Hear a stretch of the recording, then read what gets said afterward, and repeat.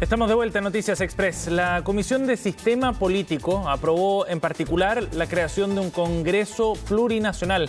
Entre las novedades está la incorporación de una Cámara territorial y se elimina además el concepto de unicameral en el articulado. Vamos a conversar de este tema con el convencional de la democracia cristiana, Fuad Chahín. Gracias por el contacto, Fuad, muy amable. Hola Sebastián, ¿cómo estás? Muy buenos días. Fuad, bueno, con los cambios que se introdujeron en el articulado, ¿qué forma está tomando el Congreso futuro que tendría, según esta propuesta que se está discutiendo en la convención, Fuad? Esto lo que fortalece es, de alguna manera, la idea original que habíamos planteado desde el colectivo del apruebo, que es tener un sistema bicameral pero asimétrico, es decir, no tener dos cámaras que hagan prácticamente lo mismo, dos cámaras espejo como existe hoy día, en que la Cámara de Diputados y el Senado, desde el punto de vista legislativo, tienen muy similares atribuciones, prácticamente las mismas, ¿no es cierto?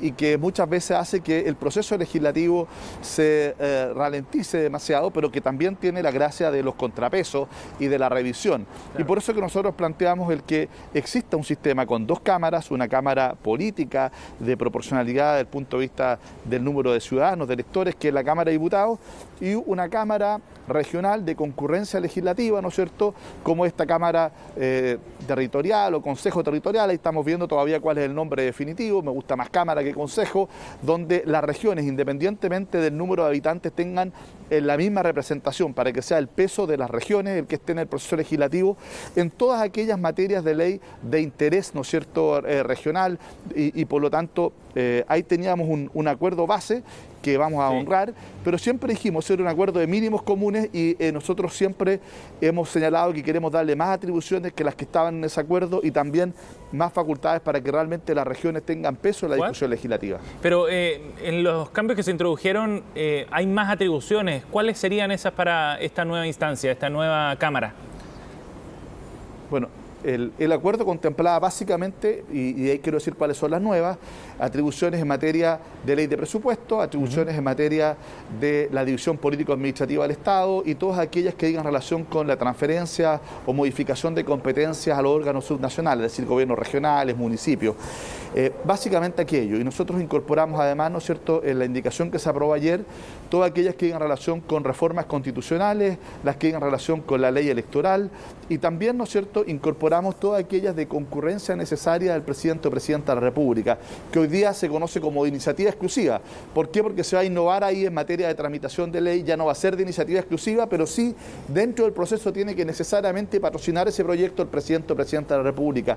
Por ejemplo, aquellos que roguen gasto directo para el fisco o aquellos que digan relación con impuestos o tributos. Y por lo tanto, esos proyectos de ley que roguen gasto para el fisco o que digan relación con tributos o impuestos también van a tener que ser conocidos por esta Cámara independiente de cuál tema sea, por ejemplo, ¿no? O sea, independiente si es una reforma de pensiones, si es un proyecto que aumenta los subsidios a la educación, da lo mismo el tema. Por supuesto, si rogan gastos para el Estado tienen que ser conocidos, porque también hay que ver cuál va a ser la distribución y cuál es la mirada de los territorios ahí. Por lo demás, nosotros queremos incorporar otra materia y otras indicaciones más adelante que vamos a votar durante la jornada de hoy, mañana, pasado, el sábado, vamos a seguir votando y esperamos que sigamos robusteciendo este órgano, insisto, con diferencias con el actual Senado, desde el punto de vista de las materias que va a poder tratar, no va a tratar todas las materias, y desde el punto de vista de la incidencia legislativa, que va a ser una incidencia, por así decirlo, más suave, ¿no es cierto? No una incidencia tan categórica como la que tiene hoy día, porque creo que eso es lo que define, en definitiva, un bicameralismo asimétrico que nos parece a nosotros que es el camino al que tenemos que transitar. No desechar esta historia tradicional nuestra, que es de un Congreso bicameral que tiene dificultades, pero que también tiene muchos atributos, y por otro lado, ¿no es cierto?, tampoco repetir un esquema que a nuestro juicio necesita modernizarse.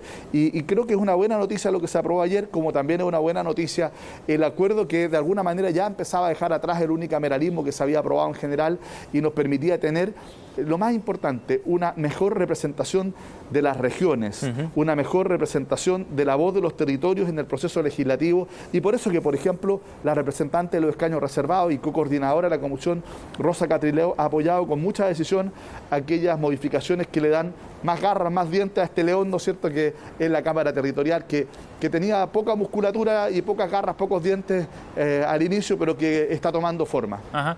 Fuad, ¿hay espacio para seguir dándole más atribuciones o cree usted que esto ya está tomando su forma definitiva? No, yo creo que hay más espacio. Por ejemplo, nosotros hemos planteado que la ratificación de los tratados internacionales deberá pasar por ahí. Claramente, ¿no es cierto?, la mirada territorial es muy importante, sobre todo para los tratados de libre comercio. También, ¿no es cierto?, creemos que debe pasar por ahí todo lo que diga relación con nombramientos en órganos autónomos constitucionales. Y así hay otras materias, ¿no es cierto?, más específicas en que nosotros creemos que es importante que la mirada territorial esté. Ahora, la diferencia con el Senado no solo se da en las materias, sino que hoy día el Senado puede ser también Cámara de Origen. Nosotros planteamos que la Cámara de Origen para todos los proyectos sea la Cámara de Diputados y que en definitiva la participación en el proceso legislativo sea realmente una participación revisora y no como muchas veces ocurre en que se repite completamente la tramitación de los proyectos o que hay dos proyectos que se están tramitando simultáneamente en una y otra Cámara y después, ¿no es cierto?, se cruzan y eso dificulta nuevamente la tramitación legislativa. Esto corrige esos problemas y de alguna manera avanza a un equilibrio entre la necesaria velocidad de la tramitación legislativa, pero también la adecuada revisión para tener buena calidad de legislación y sobre todo dos miradas, la mirada más política de la Cámara de Diputados y la mirada más desde la región y los territorios en este órgano de representación territorial en el Poder Legislativo. Ajá. Fuad, desde el Senado ha habido ciertas tensiones también, ¿no?, y reparos respecto a esta idea. ¿Cómo cree usted que lograrían convencerlos de que efectivamente es necesario terminar con el cargo y el rol que hoy día desempeñan precisamente los senadores, que son incumbentes, digamos? Mire, yo he conversado con varios senadores y ellos entienden de que el Senado tal como está hoy día, ¿no es cierto?, no es sostenible, que hay que hacer cambios, que tenemos que refrescar nuestra democracia, nuestro poder ejecutivo, que también va a tener cambios, nuestro poder legislativo. Pero creo que ellos tienen un punto que nosotros compartimos, es cómo no invisibilizamos a la región en la discusión legislativa. ¿Por qué? Porque la Cámara de Diputados, que tiene que tener un principio que es el de proporcionalidad, es decir, de la mayor igualdad de votos, lo que hace es que los grandes centros urbanos tienen una gran representación y eso se va a ver exacerbado, digamos, en un futuro Congreso Plurinacional. Y aquellas regiones, distritos, zonas menos densamente pobladas van a tener muy poca representación y eso tiene un problema, ¿no es cierto? Claro, eso ayuda a que el voto de los ciudadanos sea más igual y que no pese tanto más, por ejemplo, como ocurre hoy día en alguna región extrema, menos densamente poblada que los distritos más poblados de Santiago, como el de Maipú, Puente Alto. Corrige esa distorsión aquello, pero, insisto, tiene el problema de que las regiones tienen realidades muy particulares y uno de los sellos, creo yo, de la discusión constitucional es profundizar el proceso de descentralización y eso es incoherente con quitarle facultades a la Cámara, que tiene que expresar esa voz en el proceso legislativo, porque una de las cosas que hemos planteado es que todas las regiones, independientemente del número de habitantes o el tamaño de las mismas, elijan el mismo número de representantes, es decir, de equidad, de igualdad, digamos, en el peso político de la región en esta Cámara. Y yo creo que ellos lo entienden, obviamente que tienen un punto, el acuerdo que se alcanzó es un acuerdo de mínimos y claramente era bastante insuficiente y debilitaba o mantenía muy débil esa presencia. Pero lo que hay que entender es que la línea de base no es lo que tenemos, porque esto parte de una hoja en blanco. La línea de base era lo que se había aprobado en general. ¿Qué se había aprobado en general? Un Congreso unicameral a secas. Se ganó por un voto, es cierto, nosotros perdimos. Yo defendía un Congreso bicameral asimétrico, perdimos.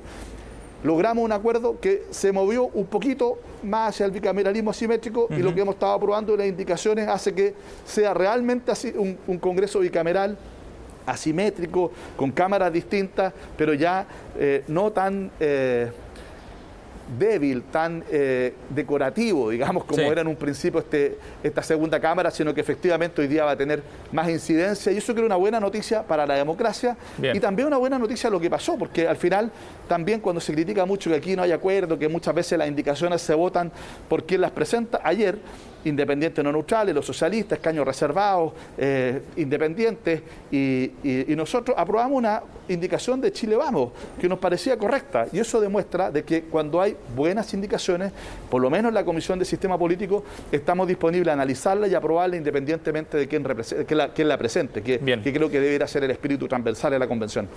Fuad, muchas gracias por conversar con nosotros esta mañana, muy amable.